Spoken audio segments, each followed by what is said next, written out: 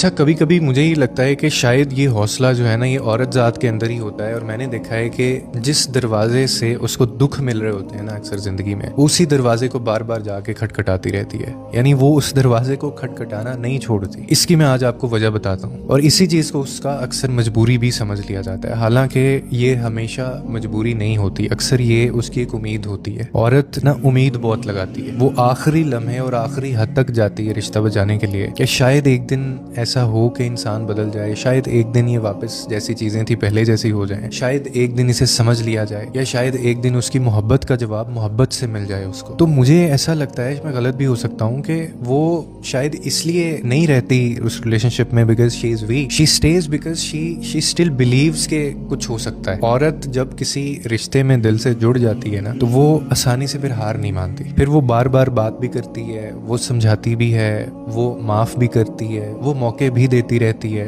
लेकिन अफसोस की बात यह है कि बहुत से लोग इसके सब्र को उसकी कमजोरी समझ लेते हैं, उसकी वफादारी को उसकी मजबूरी समझ लेते हैं। हालांकि मैंने बड़ी दफा बहुत क्लियरली बोला हुआ है कि the day woman stops knocking, वो बंद हो गई, चुप हो गई, अगर वो शी डजंट स्टॉप लविंग, ये मत समझिएगा, बल्कि शी स्टॉप एक्सपेक्टिंग। उसने एक्सपेक्ट करना छोड़ दिया है। फिर वो लड़ेगी नहीं, अब वो शिकायत नहीं करेगी, अब वो खामोश रहेगी। आप जो मर्जी करें, अपनी मर्जी करें, लेकिन वो उसने अपनी एक दुनिया बना ली है। सो औरत की यही खामोशी अक्सर किसी भी रिश्ते का आखिरी बाब भी होती है। That is the last chapter. और ये चैप्टर बंद हो जाए तो फिर नहीं खुलता। इसीलिए अगर कोई औरत आज भी आपके दरवाजे पर अपने जज्बात लेकर खड़ी है, तो उसको कबूल करें, उसके जज्बात को समझें, क्योंकि जिस दिन वापस वो मुड़ गई, अगर उसने ये दरवाजा खटखटाना छोड़ दिया, फिर वो उसके बाद पलट के वापस नहीं आएगी।